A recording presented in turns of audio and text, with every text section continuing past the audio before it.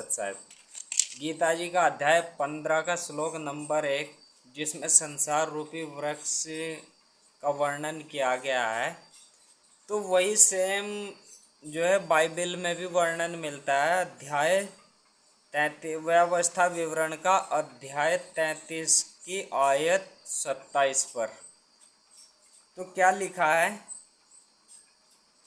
अनादि परमेश्वर तेरा ग्रह धाम है और नीचे सनातन भुजाएं हैं, और वह शत्रुओं को तेरे सामने से निकाल देता और कहता है उनको सत्यानाश कर दे।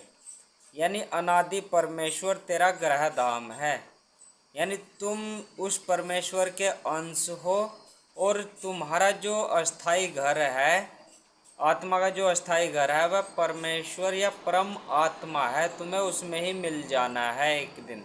यह तो तुम्हें कुछ समय के लिए यह शरीर मिला हुआ है, तो जो अनादि ग्रह धाम है वह परमेश्वर है। तुम्हें उसमें ही मिलके अनंत जीवन को प्राप्त करना है बाइबल के अनुसार।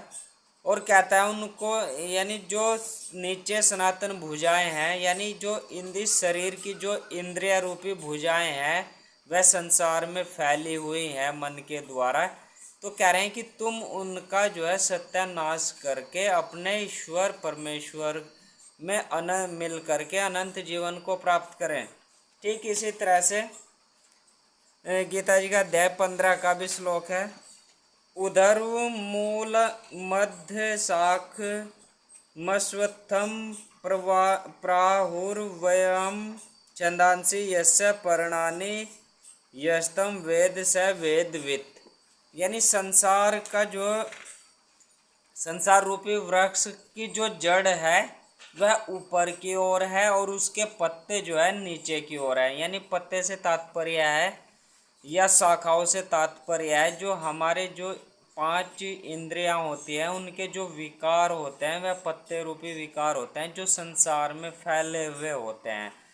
तो यदि हमें अपने जड़ को यानी ईश्वर तक जाना है, तो इन पत्तों रूपी जो विकार है, विषय विकारों का नाश करके हमें अपने गृहधाम ईश्वर में मिलना चाहिए, जहाँ हमारा आत्मा का परम धाम है, जहाँ पर वह मिलती है। और यह होता है ध्यान योग के द्वारा। इसको बाइबल में वर्णन मिलता है मन को फिराने वाली प्रार्थना के द्वारा, जो ईसा मसीह जी एकांतवास में जाकर करते थे, जंगलों में जाकर। तो एकांतवास में या जंगलों में जाकर के केवल ध्यान योग साधना ही की जाती है।